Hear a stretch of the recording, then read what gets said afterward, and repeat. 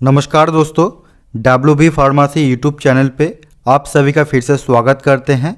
देखिए दोस्तों, आज का ये जो प्रेस्क्रिप्शन है बहुत ही खास होने वाला है, क्योंकि हम इस प्रेस्क्रिप्शन पे आपको 5 डिजीज़ के बारे में समझाएंगे और साथ ही में ये जो 5 डिजीज़ आपको यहाँ पे दिखाई दे रहा है, पहला जो है CKD है। CKD का फुल फॉर्म क्या होता है, मतलब क्रॉनिक किडनी डिजीज़। उसके बाद यहाँ पे हाइपोथायरॉयडिज्म है, हाइपरटेंसिव है और टाइप 2 डायबिटीज मेलिटस है, एनीमिया। ये पांचों जो डिजीज़ है इसको ट्रीट करने के लिए जो यहाँ पे आपको दवाई सब दिख रहा है, ये दवाई सब कैसे काम करता है और ये दवाई को खाने का नियम कैसा है, ये हम आपको बताएंगे। और साथ ही में यहाँ पे देखिए, डायग्नोसिस करने के टाइम डॉक्टर साहब जो यहाँ पे BP चेक करते हैं और बाकी सब चीज़ें जो हैं, इसका मतलब आखिर है क्या, ये हम सारे चीज़ें जो हैं आपको डिटेल्स में समझाएंगे।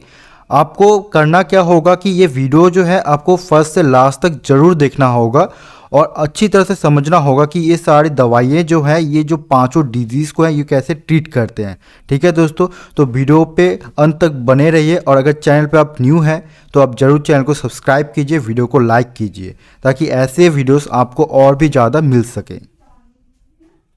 देखिए दोस्तों, हम आपको बता देते हैं कि अगर आप फार्मासिस्ट हैं या फिर कोई भी मेडिकल स्टूडेंट है, अगर आप एक प्रेस्क्रिप्शन को सॉल्व करना चाहते हैं तो आपको पहले अच्छी तरह से उस प्रेस्क्रिप्शन पे पेशेंट का नाम, पेशेंट का सेक्स, पेशेंट का एज दिया हुआ है कि नहीं, और साथ ही में कौन सा डेट पे दिखाना है वो आपको यहाँ पे मेंशन करना होगा। जैसे कि यहाँ पे देखिए 32 ईयर्स ओल्ड का एक पेशेंट है, मेल है, इनका नाम दिया हुआ है। ठीक है दोस्तों, और साथ ही में इसका डेट भी है। इस पेशेंट को डॉक्टर साहब ने जो 5 बड़े डिजीज़ को डायग्नोसिस किए हैं वो क्या क्या है। पहला तो है CKD मतलब क्रॉनिक किडनी डिजीज़। उसके बाद hypothyroidism, hypertension, type 2 diabetes mellitus और एनीमिया। ये पांचों डिजीज़ के बारे में हम जानेंगे। तो पहला जान लेते हैं, जो ये CKD है, जो पहला, ये CKD का मतलब क्या है। CKD का जो फुल फॉर्म है वो है क्रॉनिक किडनी डिजीज़। ये डिजीज़ एक लॉन्ग टर्म का कंडीशन है। जब किडनी ठीक से काम नहीं करता है तब इस प्रॉब्लम को डायग्नोसिस किया जाता है। इसके कारण कई तरह का प्रॉब्लम हो सकता है। ये प्रॉब्लम ज़्यादातर जो ओल्ड एज के पेशेंट्स होते हैं उन सब में ये सब डिजीज़ दिखे जाते हैं। ठीक है दोस्तों, उसके बाद दूसरा जो प्रॉब्लम आ गया ये है, देखिए हाइपोथायरॉयडिज्म। देखिए हमने यहाँ पे प्रोनाउंस किया है हाइपो, नॉट हाइपर। हाइपर का मतलब हो गया ज़्यादा और हाइपो का मतलब हो गया लो, मतलब कम।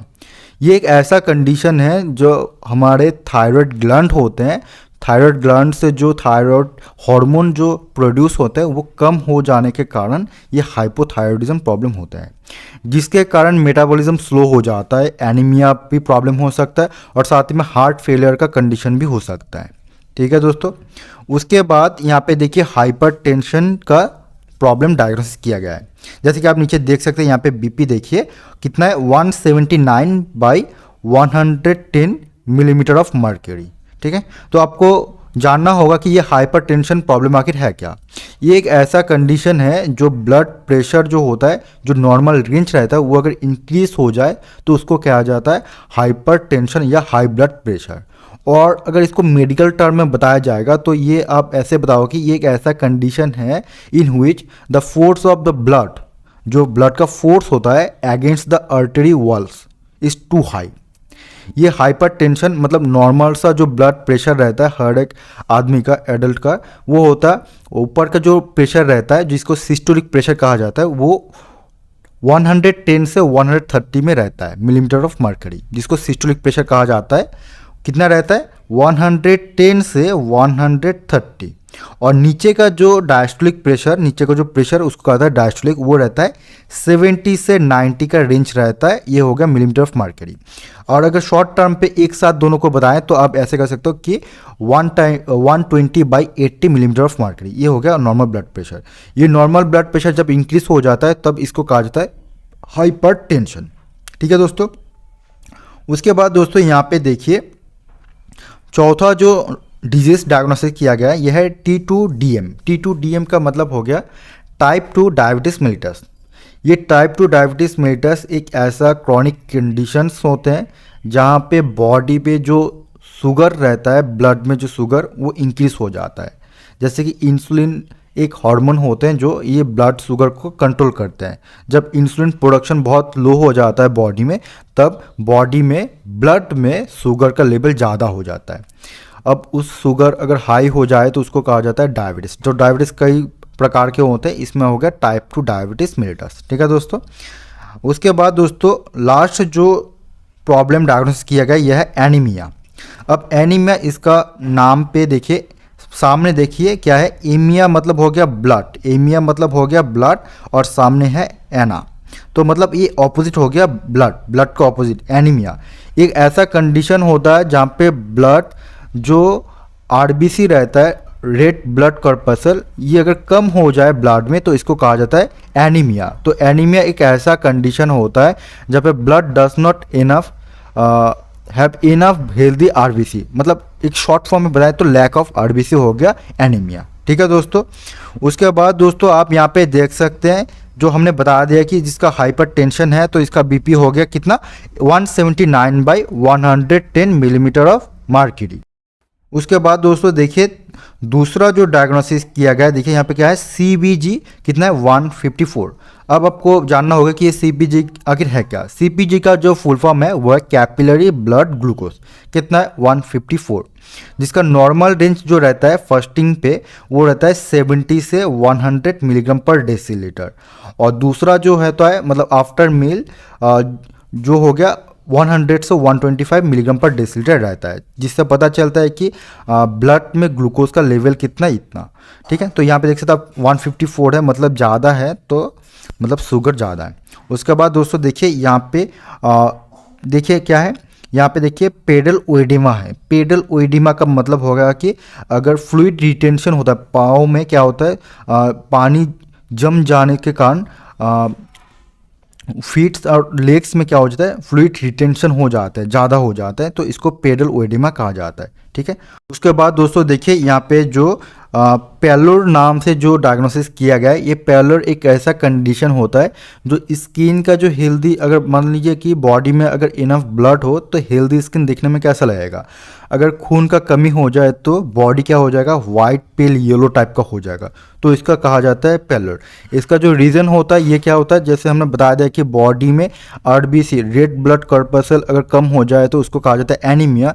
अगर बॉडी में खून का कमी हो जाए तो बॉडी में स्किन जो होता है वो लाइट कलर का हो जाता है, पेल येलो कलर का हो जाता है, तो इसको कहा जाता है पेलोर। ठीक है दोस्तों।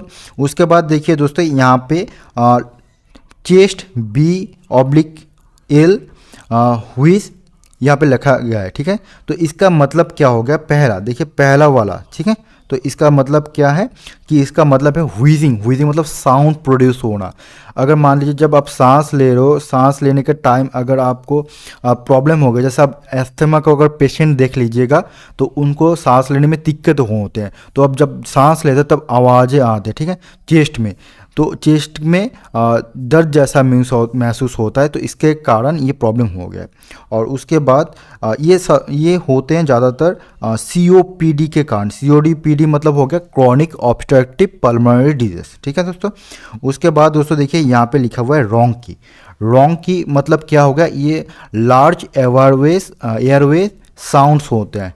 जैसे जब सांस लेंगे तो तब ज़्यादा आवाज़ें हो जाएंगे, और जैसे मान लीजिए कि जब बबल जो होते हैं ना, बबल का जो आवाज़ें आते हैं, इस टाइप का आवाज़ होगा। जब इनहेलेशन होगा या एक्सहेलेशन होगा तब ये आवाज़ें आएंगे। ठीक है दोस्तों। उसके बाद दोस्तों देखिए यहाँ पे कुछ रिपोर्ट को डायग्नोसिस करके यहाँ पे रिपोर्ट को मेंशन किया गया है। जैसे कि यहाँ पे क्रिएट लिखा हुआ है, एक्चुअली क्रिएट मतलब क्रिएटिनिन होता है, तो क्रिएटिनिन यहाँ पे कितना है, 7.55 मिलीग्राम पर डेसीलीटर। जो एक एडल्ट मेन होते हैं उनका जो क्रिएटिन लेवल रहता है वो हो गया 0.74 से लेकर 1.35 मिलीग्राम पर डेसीलीटर रहता है। ये एडल्ट मेन पे रहता है, और एडल्ट वुमेन पे कहेंगे तो उन पे रहता है 0.39 या 59 से लेकर 1.04 मिलीग्राम पर डेसीलीटर। ये रहता है नॉर्मल सा रेंज। तो यहाँ पे देखिए बहुत ज़्यादा है, 7.55 मिलीग्राम पर डेसीलीटर। उसके बाद दोस्तों इनका जो थायराइड लेवल है, TSH मतलब थायराइड स्टिमुलेटिंग हार्मोन जो होता है, कितना है, 6.12 है, जो थायराइड स्टिमुलेटिंग हार्मोन। ठीक है। उसके बाद दोस्तों देखिए यहाँ पे हीमोग्लोबिन का जो रेंज है कितना है, 9.4 है। जो मेन पे आदमी का जो रहना चाहिए वो 13.2 से लेके 16.6 रहना चाहिए, ठीक है। और जो वुमेन होता है वुमेन का कितना रहना चाहिए, वो 15 अप टू 15 ग्राम, मतलब 15 ग्राम रहना चाहिए, ठीक है दोस्तों। 15 ग्राम रहना चाहिए पर डेसीलीटर पे, ये आप याद रखिएगा। अब दोस्तों बात करेंगे, जो ये सारे डिजीज़ हमने बता दिए, ये सब रिपोर्ट आपको बता दिए, अब इसको ट्रीट भी करने के लिए दवाई जो दिया गया है ये कैसे काम करेगा। पहले तो इनको जो, जैसे कि यहाँ पे शुगर हाई है तो इनको बताया गया कि डायबिटिक आप डाइट लीजिए, खाना ठीक से खाइए, शुगर बहुत ही लो लीजिए, शुगर बिना शुगर का आप खाना खाइए, इनको बता दिया है, ठीक है। उसके बाद दोस्तों यहाँ पे देखिए टोटल फ्लूइड इनटेक, मतलब पर डे उनको फ्लूइड मतलब पानी पीना होगा कितना, 1.5 लीटर 1.5 लीटर पर डे या इससे भी ज़्यादा, लेकिन वो 1.5 लीटर से कम नहीं, यहाँ पे बता दिया गया है। उसके बाद दोस्तों देखिए यहाँ पे जो पहला दवाई जो यहाँ पे बताया गया क्या, देखिए यहाँ पे टैबलेट है डाइटर 10 mg, ये 1 टैबलेट ओडीपीसी ये एक लैटिन टर्म है। पीसी मतलब पोस्ट टाइपर्स, ओडी मतलब वंस डेली एक गोली करके आपको खाने के बाद लेना है। कब लेना है, एक गोली सुबह शाम या रात का, तो यहाँ पे बताया गया सुबह को आपको लेना है एक गोली खाने के बाद, टू कंटिन्यू, कितना दिन तक कंटिन्यू लेने के लिए बताया गया है। अब उसके बाद ये डाइटर जो टैबलेट है, ये डाइटर टैबलेट एक ब्रांड नेम है दोस्तों, जो सिप्ला लिमिटेड कंपनी, जो इंडिया का जो फार्मा कंपनी है सिप्ला, इसका है। और ये इसका डाइटर 10 mg का जो कॉम्पोजिशन है वो क्या है, टोरासेमाइड है 10 mg का, टोरासेमाइड 10 mg का। ये दवाई जो है ये डायूरेटिक का काम करता है। डायूरेटिक का मतलब हो गया कि यूरिनेशन को डबल कर देगा, डायूरेटिक जैसा काम करता है। उसके बाद दोस्तों दूसरा जो दवाई यहाँ पे बताया गया है कौन सा है, टैबलेट सिलाकर 20 mg का दवाई, 1 टैबलेट ओडीपीसी, ये भी एक गोली खाने के बाद सुबह लेने के लिए बताया गया है। देखिए यहाँ पे नंबर 1 दिया है, उसके बाद क्रॉस है, मतलब सुबह एक गोली कंटिन्यू लेने के लिए बताया गया है। ये जो सिलाकर 20 mg का जो दवाई है ये जेबी केमिकल्स एंड फार्मास्यूटिकल्स का है। इसका जो कॉम्पोजिशन है ये है सिल्नीडीपाइन 20 mg का। ये सिल्नीडीपाइन ये टैबलेट जो है ये काम करेगा, जो ये पेशेंट जो है, पेशेंट का जो हाइपरटेंशन मतलब ब्लड प्रेशर जो ज़्यादा है इसको कम करने के लिए ये दवाई दिया गया है। मतलब ये दवाई जो है एंटी हाइपरटेंसिव ड्रग है, ठीक है दोस्तों, ये आपको याद रखना होगा। उसके बाद दोस्तों नेक्स्ट जो दवाई बताया गया है, देखिए टैबलेट यहाँ पे लिखा गया है, टैबलेट मिनी प्रेस एक्सेल, कितना mg का, 5 mg का दवाई। और अगर ये मार्केट पे आपको नहीं मिला पेशेंट को तो उनको दूसरा दवाई लेने के लिए बताया, वो कौन सा है, यहाँ पे देखिए लिखा हुआ है प्राजोप्रेस एक्सेल 5 mg। दोनों अलग अलग ब्रांड का है, एक पहला होगा, पहला जो है मिनी प्रेस एक्सेल ये हो गया फाइजर लिमिटेड का, और दूसरा जो है प्राजोप्रेस एक्सेल 5 ये हो गया सन फार्मास्यूटिकल्स कंपनी का। ये दोनों दवाई कोई सा भी एक आपको मिल गया तो वो आपको लेना होगा। वो दवाई एक टैबलेट ओडीपीसी एक बार ही लेना है खाने के बाद। कब लेना है, सुबह नहीं लेना है, शाम को नहीं लेना है, रात में आपको लेना है खाने के बाद।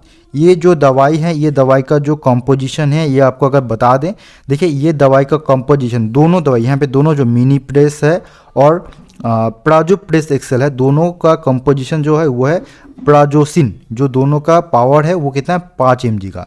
ये दोनों दवाई क्या काम करते हैं, ये दोनों दवाई जो है जो हाई ब्लड शुगर है, हाई ब्लड प्रेशर है, इसका काम करेगा। हाई ब्लड प्रेशर मतलब एंटी हाइपरटेंसिव का काम करेगा, ब्लड प्रेशर को लो करेगा, जो ब्लड प्रेशर यहाँ पे हाई है, ठीक है दोस्तों। उसके बाद दोस्तों देखिए यहाँ पे दूसरा दवाई जो है ये क्या है, थायरोनोम है, जो 25 माइक्रोग्राम का है। ये थायरोनोम जो दवाई है ये एबॉट का आता है। इसका खाने का नियम देखिए, 1 टैबलेट, एक टैबलेट करके कितना, ओडीएसी, सुबह खाने से पहले आपको लेना है, बिफोर ब्रेकफास्ट। देखिए यहाँ पे लिखा हुआ है बीबीएफ, मतलब बिफोर ब्रेकफास्ट, कब, सुबह लेना है, ठीक है। तो ये दवाई जो है ये थायरोनोम, ये एबॉट कंपनी का आता है। इसका जो कंपोजिशन है ये हो गया थायरोक्सिन 25 माइक्रोग्राम। देखिए थायरोक्सिन आपको पता चल रहा है कि थायरोक्सिन नाम आता है थायराइड से, है ना। तो जैसे कि हमने यहाँ पे देखा है कि हाइपोथायरॉयडिज्म का प्रॉब्लम है, तो ये दवाई क्या करेगा, बॉडी में थायराइड जो हार्मोन है इसका लेवल को इंक्रीज करेगा। ठीक है दोस्तों, इसका लेवल क्या करेगा, इंक्रीज करने में मदद करेगा। उसके बाद दोस्तों देखिए दूसरा जो दवाई है, देखिए यहाँ पे क्या लिखा हुआ है, मेटफॉर्मिन है। मेटफॉर्मिन 500 mg का दवाई कब लेना है, बिफोर ब्रेकफास्ट। कब लेना है, यहाँ पे देखिए सॉरी यहाँ पे बता दिया है कि ODPC, देखिए यहाँ पे ODPC लिखा हुआ है, दिन में एक टाइम खाने के बाद। कब, ये दोपहर में आपको लेना है, मतलब लंच के टाइम आपको लेना है। मेटफॉर्मिन जो दवाई है, ये मेटफॉर्मिन हो गया बॉडी में जो इनका टाइप 2 डायबिटीज़ मेलिटस का डिजीज़ है, प्रॉब्लम है, तो ये क्या करेगा, जो बॉडी में ब्लड में जो शुगर का लेवल ज़्यादा है इसको लो करेगा। ये दवाई लेने के लिए बताया गया है। ठीक है दोस्तों, कंटिन्यू लेने के लिए बताया गया है ये दवाई मेटफॉर्मिन। मेटफॉर्मिन एक जेनेरिक कॉम्पोजिशन है, खुद ही इसका नाम है मेटफॉर्मिन। उसके बाद दोस्तों देखिए दूसरा जो दवाई है, देखिए यहाँ पे आप देख सकते हो कि क्या है, नोडोसिस है 500 mg का। नोडोसिस जो दवाई है, खाने का नियम देखिए, एक टैबलेट करके कितना टाइम, BDPC, दिन में 2 टाइम खाने के बाद। BD मतलब बीसिन डाई और PC का मतलब पोस्ट साइबोस। ठीक है दोस्तों, लैटिन वर्ड से आया है। कब लेना है, एक लेना है दोपहर को, एक लेना है रात में। ठीक है, ये नोडोसिस जो दवाई है 500 mg का, ये कंटिन्यू लेने के लिए बताया गया है। ये दवाई जो है ये इंडिया में स्टेट फर्स्ट मेडिसिल्ड प्राइवेट लिमिटेड का बना हुआ है। इसका जो कंपोजिशन है ये बता देते हैं, सोडियम बाइकार्बोनेट का है। सोडियम बाइकार्बोनेट इसका कंपोजिशन है। ये काम क्या करेगा, इंडाइजेशन का काम करेगा, इंडाइजेशन का काम करेगा। ठीक है दोस्तों, उसके बाद दोस्तों यहाँ पे जो नेक्स्ट दवाई जो है ये हम आपको बता देते हैं क्या है। देखिए टैबलेट सेलकैल सिटी है। सेलकैल सिटी आपको नाम से पता चल रहा होगा कि सेलकैल मतलब कैल्शियम इसमें कंपोजिशन है। ठीक है दोस्तों, और ये खाने का नियम देखिए, ODPC, दिन में एक ही बार खाना है, खाने के बाद वो कब, वो हो गया दोपहर में। कब, दोपहर में। ठीक है दोस्तों, कंटिन्यू लेने के लिए बताया गया है। ये सेलकैल सिटी जो दवाई है ये टोरेंट फार्मास्यूटिकल्स का आता है, और ये दवाई का जो कॉम्पोजिशन है, कैल्शियम रहता है 500 mg, और साथ ही में कैल्सीट्रल, देखिए यहाँ सिटी है ना, तो सिटी का फुल फॉर्म हो गया कैल्सीट्रल, जो 0.25 माइक्रोग्राम का होता है। ये क्या करेगा, जो लैक ऑफ कैल्शियम और साथ ही में बॉडी में जो प्रॉब्लम है विटामिन की, इसको कंप्लीट करेगा। उसके बाद दोस्तों देखिए यहाँ पे एक कैप्सूल दिया गया है, ये क्या नाम से, ऑट्रिन नाम से है। एक कैप्सूल ODPC, दिन में एक ही बार लेना है खाने के बाद। कब लेना है ये लेना है पेशेंट को रात में। पेशेंट को कब लेना है, रात में। ये ऑट्रिन जो कैप्सूल है ये फाइजर लिमिटेड कंपनी का आता है, और इसका जो कंपोजिशन रहता है, इसमें बहुत सारा कंपोजिशन ऐड किया रहता है, जहाँ पे साइनोकोबालामिन रहता है, फेरस फ्यूमरेट रहते हैं, फॉलिक एसिड रहता है। तो पूरा का पूरा जो कंपोजिशन है ये लैक ऑफ आयरन को कंप्लीट करता है। जैसे कि बॉडी में हमने देख लिया कि एनीमिया का प्रॉब्लम है, लैक ऑफ RBC है, तो इसका RBC प्रोडक्शन होने में मदद करेगा। ठीक है दोस्तों, अब इतना सारा दवाई चल रहा है तो गैस का गोली बहुत ही ज़रूरी है। तो देखिए यहाँ पे क्या दिया हुआ है, पेंटो 40 दिया हुआ है। जो पेंटो 40 है इसका जो कंपोजिशन हो गया, ये पेंटोप्राजोल 40 mg का आता है। ये कब लेने के लिए बताया गया है, देखिए यहाँ पे 1 टैबलेट ODAC, सुबह एक खाली पेट, AC मतलब एंटीसाइबोस, खाने से पहले। कब, सुबह में, कंटिन्यू लेने के लिए बताया गया है। ये दवाई जो पेंटोप्राजोल 40 mg का आ गया, इसको कहा जाता है प्रोटोन पंप इनहिबिटर। ये क्या करेगा, एसिड रिफ्लक्स को रिड्यूस करेगा, या फिर आप बता सकते हैं कि जो एसिडिटी जो प्रोडक्शन होता है स्टोमक में, उसको लिमिट पे रखेगा, उसको रिड्यूस करेगा। ठीक है दोस्तों, और उसके बाद दोस्तों देखिए यहाँ पे एक MDI लिखा गया है। MDI का मतलब हो गया meter dose inhaler. Meter dose inhaler कौन सा वाला, सॉल्वेर आई। सॉल्वेर आई इसका जो यूज़ है, 2 बार पंप करना होगा, 2 पफ QDS, दिन में 4 टाइम। QDS का मतलब हो गया क्वार्टर मतलब 4 बार देना है, with spacer to continue. Spacer एक डिवाइस रहता है, जो डिवाइस को मीटर डोज इनहेलर से कनेक्ट करके मुंह पे लेना है, वो गैस को इनहेल कर लेना है। ठीक है दोस्तों, इसका जो कंपोजिशन हो गया, ये अगर लेबोसॉल बिटामल रहता है 50 माइक्रोग्राम का, और साथ ही में इसमें रहता है इप्राट्रोपियम 20 माइक्रोग्राम का। ये MDI जो है ये किस लिए यूज़ किया जाता है, हमने पेशेंट पे देखा है कि इनका क्रॉनिक ऑब्स्ट्रक्टिव पल्मोनरी डिजीज़ का प्रॉब्लम है, मतलब सांस लेने में दिक्कतें आते हैं, तो उसको ट्रीट करने के लिए ये दवाई दिया गया है। ठीक है दोस्तों, उसके बाद दोस्तों देखिए यहाँ पे एक एंटीबायोटिक दिया गया है। देखिए यहाँ पे एंटीबायोटिक दिया गया है, टैबलेट मोनोसेफ 200 mg का। एक टैबलेट BDPC दिन में 2 टाइम खाने के बाद, सुबह और रात में खाने के बाद कंटिन्यू 5 डेज खाने के लिए बताया गया है। ये मोनोसेप O 200 mg ये हो गया Aristo pharmaceutical private limited company का। ये दवाई जो है ये एंटीबैक्टीरियल ड्रग मतलब कि बैक्टीरियल डिजीज़ को ट्रीट करने के लिए दिया जाएगा। उसके बाद दोस्तों देखिए यहाँ पे और एक एंटीबायोटिक दिया गया है, कौन सा वाला, ये कैप्सूल डॉक्सीसाइक्लिन है। डॉक्सीसाइक्लिन एक जेनेरिक नेम है, आप इसका ब्रांड नेम बता दें कि डॉक्टर रेड्डी का था डॉक्स्ट एसेल, ठीक है। ये भी एक एंटीबैक्टीरियल ड्रग है जो इन्फेक्शन जो होता है बैक्टीरियल इन्फेक्शन, इसको ट्रीट करने के लिए दिया जाता है। खाने का नियम देखिए, एक कैप्सूल BDPC दिन में 2 टाइम खाने के बाद कंटिन्यू 5 डेज लेने के लिए बताया गया है, ठीक है। उसके बाद दोस्तों देखिए यहाँ पे एक सिरप लिखा गया है, सॉल्बिटामोल 10 ml 10 ml करके दवाई लेना है TTPC दिन में 3 टाइम खाने के बाद कंटिन्यू 5 डेज।